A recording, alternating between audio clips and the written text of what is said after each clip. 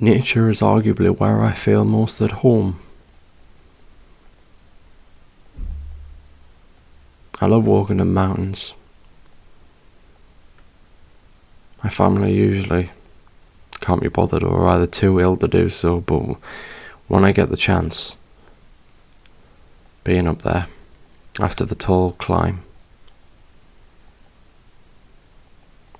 it's wonderful.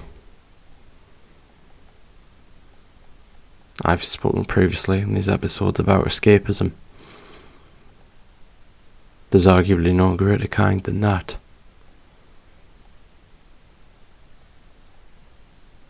The clouds and the breeze and the endless nothingness.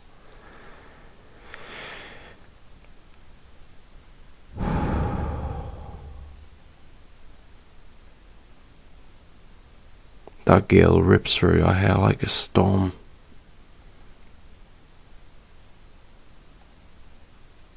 Taking you away to a land where you know best.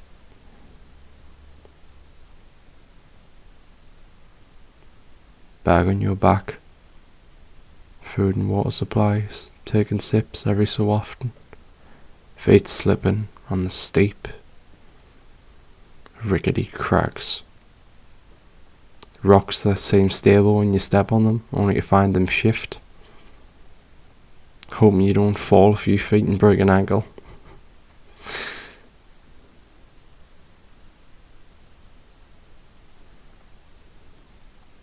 The slow, tense thrill of it. The slow ascent to heaven. Or at least a place of heavenly quality. And then the woods. I've never been a fan of creepy crawlies, etc., but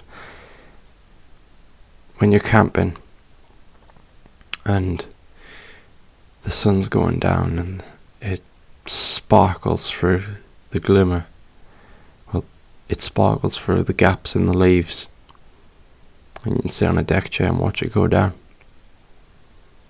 You realise no photograph or film could capture something as well as your own eyes do. And a campfire, even though man-made, the smell of it, that's the epitome of what I've described. Sit around in it with your friends and loved ones, and you're at home. More than social media could ever provide. No matter what man makes, nature will do it better, just in ways we cannot see.